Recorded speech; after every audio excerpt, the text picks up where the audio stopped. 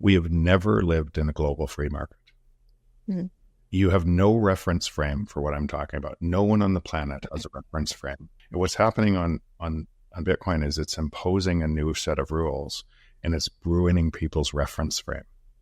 It's imposing what I just described. You actually, if you're living in Bitcoin, you're living in the start of the first global free market the world has ever seen. Bitcoin Zella stands out with its simplicity and clarity. We've crafted an experience that anyone can dive into, whether you're a crypto expert or just a new to the crypto world. Now, guess who keeps his eye on us? The author of best-selling book Rich Dad, Poor Dad, Robert Kiyosaki. And we want to take this opportunity and thank all the people who trusted us, and we read every comment. And the best part, it's free. Subscribing now means you will get all new information for free. Don't just follow the trends, stay ahead of them. Subscribe to Bitcoin Zella today and enjoy the new edge. In this video, Jeff Booth discusses why Bitcoin is inevitable, its parallels with the early internet, and how layers like Lightning and Fediment scale its potential.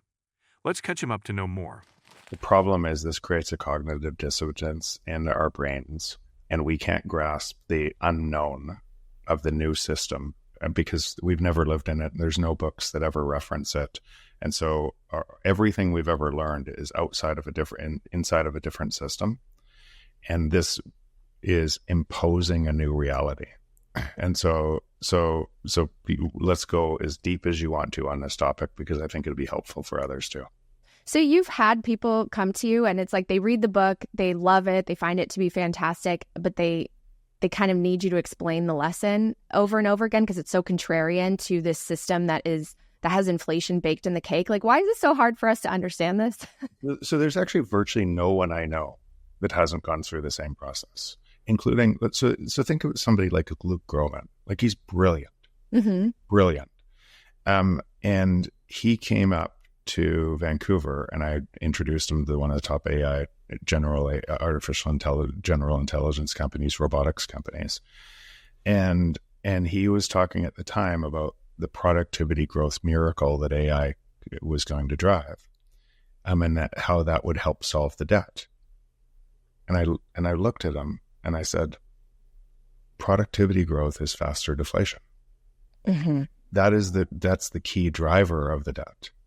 The exponential rise in credit is to stop, and then the manipulation of that money is to stop the deflation, because a credit-based system cannot allow deflation.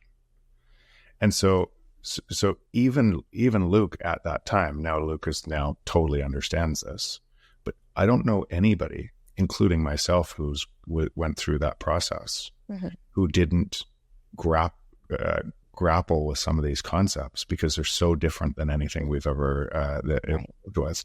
And that first principle has to touch everything else. It has to touch everything else. So it's a confusing topic for everyone. It's not just if you're having trouble hanging on to this, it's because everybody has trouble hanging on to this. Yeah, I've always been an entrepreneur, and very rarely can an entrepreneur raise debt. Very rarely, when they have an idea. Why? Because it's too much risk for debt. Mm-hmm. The only money that an entrepreneur can raise for a new idea in something is somebody who believes in them, in equity, that their thing that they're going to build is going to create so much value for society that they're going to return more equity. So it doesn't require debt. It doesn't require, it's a false, again, it's a belief system that it requires that. And you know what I'm saying is true, because you see a lot of entrepreneurs get funding. In fact, Ego Death, what we do is we make investments. So primarily the Ego Death is in the risk-free rate of the world is 45% IRR. That's a Bitcoin return against the currency. And so we're making investments in entrepreneurs to beat the risk-free rate of the world by creating value for the world, right? And then those entrepreneurs are building their balance sheets in Bitcoin because of the value that they're adding. So the process that I'm describing, and we have a lot of money to do that. And why do we have a lot of money to do that? Because other investors believe in our ability to do that to be able to choose entrepreneurs and help those entrepreneurs succeed. So it doesn't require debt. Bitcoin has surged back to $94,000 amid reports that Donald Trump is preparing to sign a series of pro-crypto executive orders on his first day in office. These orders could dramatically reshape the regulatory landscape, potentially overturning key measures like the SEC's Staff Accounting Bulletin 121, SAB 121. The controversial SAB 121 requires companies holding cryptocurrencies for clients to record those assets as liabilities, a rule widely criticized for stifling innovation and limiting crypto adoption. The incoming administration's plans reportedly aim to tackle the crypto industry's ongoing struggles with banking access. Trump's executive orders are expected to dismantle restrictive banking practices, allowing banks to hold Bitcoin in custody more freely. Industry leaders view this as a game-changing move that could unlock new growth opportunities for crypto businesses. SEC Commissioner Hester Pierce has voiced support for revisiting SAB 121, calling its uneven application to big banks, but not smaller players, a failure of regulatory fairness. The crypto market's reaction has been swift. After plunging to a two-month low of $89,000 earlier in the day, Bitcoin rebounded strongly, climbing to $94,500. Ethereum followed suit, recovering from a dip below $3,000 to $3,100.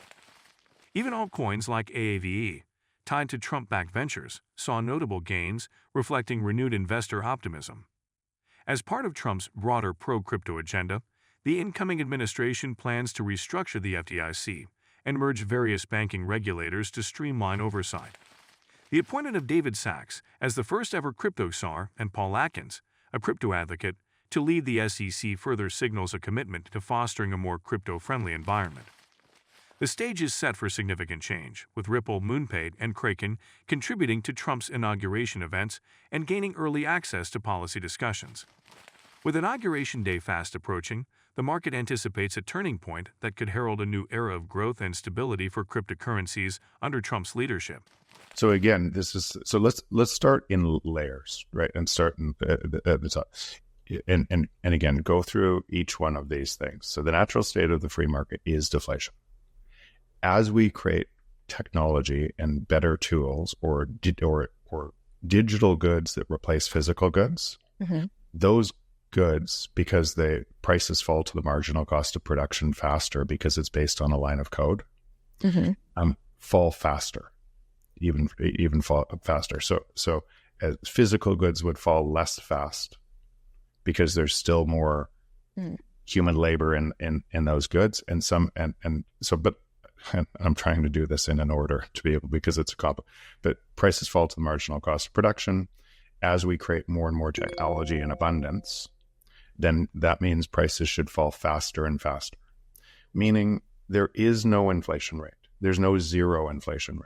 The natural state of the market is not zero. It's not 2%. It's not 5%. It is negative. It's the productivity rate of the world expanding. And so that today would probably be, now you cannot measure what I'm saying from the system you're measuring from. And the chart that you just described, I hate that chart, because every single thing in that chart is also manipulated by the money supply. So TVs, computers would have fallen way faster. iPhones would have fallen way faster. The entire chart is being manipulated by money supply, and everything in it is being measured. So you have to be outside of the system to see the real truth of how fast prices are falling. That's why Bitcoin is outside of the system. It's bounded by energy. It's outside of the system. So you can see the true rate of what I'm talking about. Marc Andreessen, a prominent Silicon Valley investor, has quietly emerged as a key figure in shaping President-elect Donald Trump's administration. After feeling sidelined during Joe Biden's presidency, Andreessen has been working behind the scenes to recruit candidates for influential roles in Washington. His involvement was sparked during a private dinner at Trump's New Jersey golf club last summer, where the president-elect emphasized his vision for American tech companies to outpace China in the global arena. Trump's direct approach resonated deeply with Andreessen, who had grown concerned over the Biden administration's regulatory crackdowns on emerging technologies like cryptocurrency. These policies, he believed, jeopardized his substantial investments and America's tech dominance. Andreessen's efforts, coupled with Elon Musk's high-profile influence, mark a tech-driven shift in Trump's administration. Together, they aim to create an environment fostering innovation and ensuring U.S. leadership in the global tech race. And do not forget to subscribe to Bitcoin Seller. The most important news will reach your inbox on a daily basis and for free. I do not know why you have not subscribed yet. If you like the video, give it a thumbs up and subscribe for more daily updates. Remember, knowledge is power, and we're here to empower you on your financial journey. Until next time, happy investing.